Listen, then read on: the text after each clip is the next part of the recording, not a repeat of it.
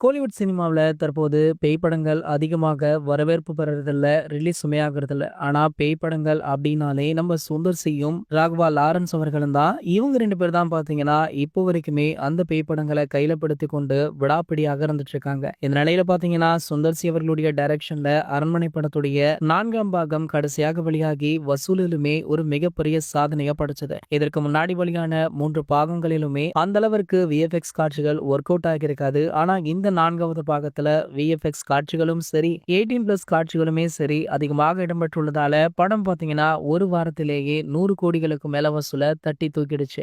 இதனை பார்த்த லாரன்ஸ் அவர்கள் காஞ்சனா படத்துடைய 4ஆம் பாகத்திற்கான அறிவிப்பை வெளியிட்டாரு. படத்துடைய அடுத்தடுத்த அப்டேட்டுகளை விரைவில் அறிவிக்கப்படும் அப்படின்னு ஒரு போஸ்டர் ஒன்றை வெளியிட்டிருந்தாரு. இந்த நிலையில பாத்தீங்கன்னா, தற்போது காஞ்சனா படத்துடைய 4ஆம் பாகத்திற்கான ஷூட்டிங் தற்போது நடைபெற உள்ளதாம். அதற்கான வேலைகள்ல லாரன்ஸ் அவர்கள் இறங்கியிருக்காரு. மேலும் சர்ப்ரைஸ் பண்ணும் விதமாக இந்த படத்துல இருந்து ஒரு முக்கிய அப்டேட் ஒன்று வெளியாக இருக்கு. அதாவது இந்த படத்துல தளபதி விஜய் அவர்கள் ஒரு கெஸ்ட் ரோலுமே பண்றாரா. ஒரு சில காட்சிகள் தான் தளபதி விஜய் அவர்கள் வராரு அப்படின்னாலுமே அது முக்கியமான காட்சிகளாக எடுக்கப்பட இருக்காம். இந்த தகவல் உறுதிப்படுத்தப்படாத தகவல் அப்படின்றதுனால தற்போது சமூக வலைதளங்கள்ல வைரலுமே ஆகிட்டு இருக்கு. இது போன்ற சினிமா செய்திகளை பத்தி நீங்க உடனே தெரிஞ்சுக்க நம்மளுடைய தளபதி 360 அப்படின்ற நம்ம சேனலை சப்ஸ்கிரைப் பண்ணிக்கோங்க.